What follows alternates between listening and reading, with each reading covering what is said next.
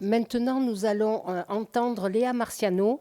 Léa Marciano est photographe professionnelle et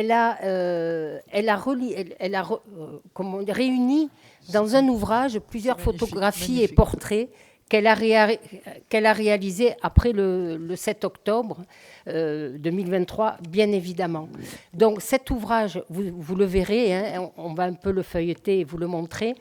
Ce sont des photos qui sont magnifiques, hein, puisque c'est une photographe professionnelle, des portraits. Il y en a qui sont difficiles, mais d'autres qui sont vraiment très, très belles. Et il faut savoir, et c'est tout à son honneur, et c'est pour ça que nous lui avons demandé d'être là aujourd'hui, c'est que Si ce ne sont pas tous les bénéfices, mais toutes les ventes, il est vendu à prix coûtant et tout est reversé au kibbutz Nir Oz pour sa reconstruction. Donc, en plus, on fait une bonne action en achetant cet ouvrage qui est magnifique. C'est d'abord une question d'esthétique. Et ensuite, c'est cette démarche militante.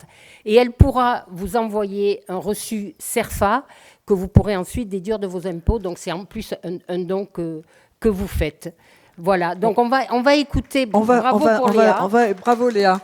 Vous donnerez votre adresse mail, c'est très important parce que c'est l'association de Léa qui vous enverra directement le CERFA.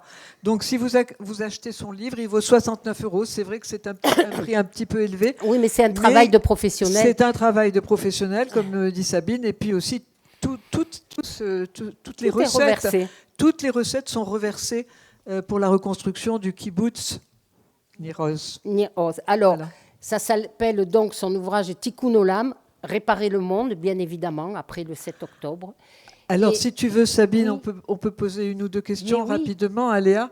Qu'est-ce qui t'a conduit à faire ce livre ? D'abord, tu es photographe de métier, mais quelle a été cette envie de travailler sur ce sujet-là ? Merci. Bonjour à tous. Merci pour cette question. En fait, moi, dès le lendemain du 7 octobre, j'ai été beaucoup sollicitée par les associations, à la fois en France et en Israël, pour documenter. D'abord pour me rendre sur place dans les kibbutz qui ont été attaqués ou au Festival Nova. Donc j'ai fait beaucoup de photos, de reportages sur place et j'ai aidé beaucoup d'associations en France à documenter leurs actions pour pouvoir lever des fonds, pour visibiliser les otages, pour montrer tout ce qui s'était passé. Et quelques mois plus tard, je me suis rendu compte que j'avais vraiment beaucoup d'images et que ces images avaient besoin d'être vues pour comprendre ce qu'on vivait à la fois en Israël et en France.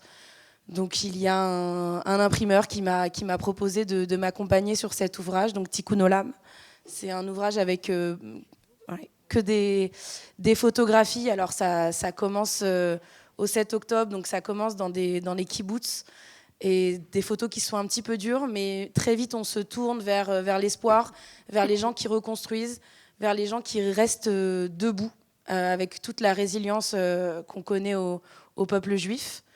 Et l'ouvrage est donc pour tous ces gens-là, tous ces gens de l'ombre qui se sont tenus debout, qui se sont relevés et qui œuvrent à réparer le monde. Et il est ponctué de textes d'auteurs que j'ai moi-même choisis, qui ont bien voulu écrire pour le livre, dont Delphine Orwiller, Raphaël Enthoven, Rachel Kahn, Nora Bussini, voilà, que des auteurs que vous connaissez, j'imagine. Et effectivement, comme on l'a dit, tous les bénéfices, 100% des bénéfices sont reversés au kibbutz Nir Oz. Donc, acheter le livre est considéré comme un don et vous recevez un reçu CERFA. Voilà. Ouais. C'est une action magnifique. Voilà. Mais Léa a tout dit, hein, donc je ne rajouterai pas plus sur ce livre qui est un livre d'émotion et un travail de professionnel. Vous allez le voir sur les photos qui sont magnifiques. Merci Léa. Même avec la profondeur de ce qu'elle représente. Avec plaisir le livre, donc vous pouvez le feuilleter sur la table là-bas. Voilà, vous pouvez là-bas le feuilleter. Il est là, vous pouvez vous le procurer. C'est un magnifique témoignage.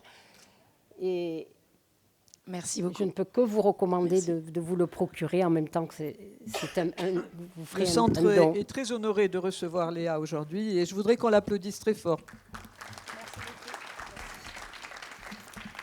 Une jeune fille qui fait un tel travail. Juste un petit mot, mais très rapide. Rama Levine est parmi nous. Rama, c'est la maman de Dylan Padeux, qui était notre vice-président et qui nous a quittés. Rama, tu es là, je te vois, qui nous a quittés le 7 décembre 2025 à l'âge de 42 ans. Il a été malade d'un cancer et il est parti.